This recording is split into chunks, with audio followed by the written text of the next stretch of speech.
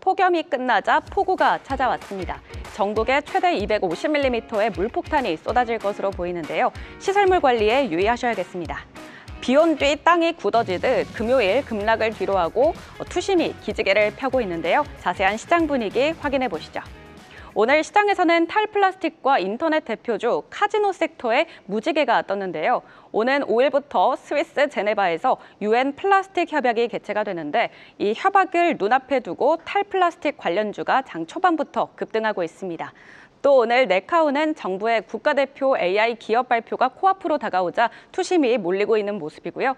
그리고 롯데 관광개발이 외국인 관광객 증가로 7월 역대 최대 매출을 기록했다는 소식에 카지노 관련주 전반적으로 빨간불 들어오고 있습니다.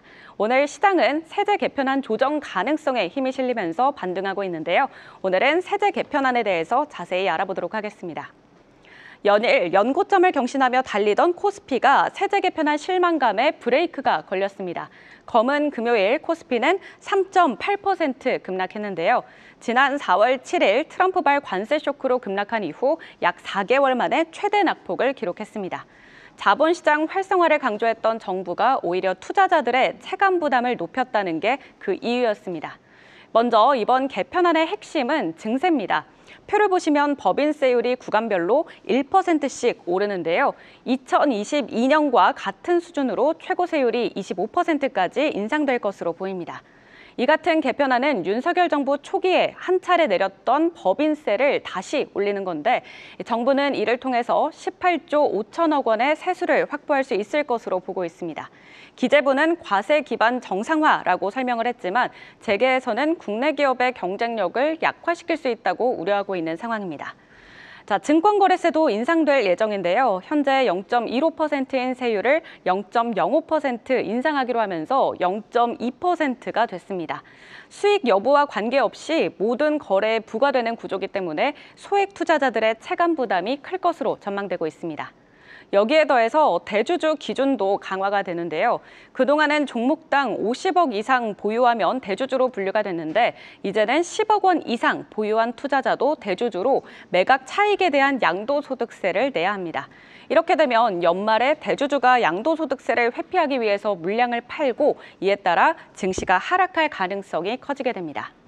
네, 그나마 감세 성격의 조치인 배당소득 분리과세는 시장 기대치에 미치지 못하면서 아쉬움을 키웠는데요.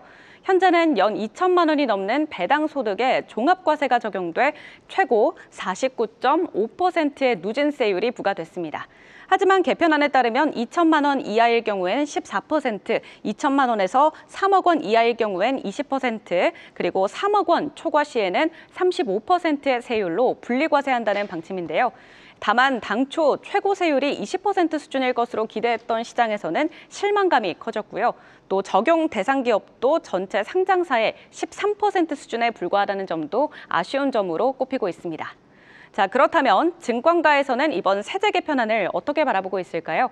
하나증권은 단기적 조정은 불가피하지만 오히려 도약의 기회다라고 평가를 했고요. NH투자증권도 매수 기회로 내다봤습니다. 그러면서 분리과세 조건을 충족하는 기업과 이 조건을 맞추기 위해 배당을 늘릴 종목에 주목하라고 조언을 했으니까요. 배당주에 지속적으로 관심 가져보시기 바랍니다. 코스피 5천을 외쳤던 정부, 정작 시장은 시계제로에 빠졌습니다. 10억 대주주 반대 청원이 벌써 12만을 돌파했는데요. 결국엔 이번 세제 개편안의 향방은 이번 주 증시 흐름과 시장 반응에 달려있다고 볼 수 있겠습니다. 앞으로 세제 개편안 조정 움직임이 나올지 지켜보시죠. 지금까지 투자 일기예보 전해드렸습니다.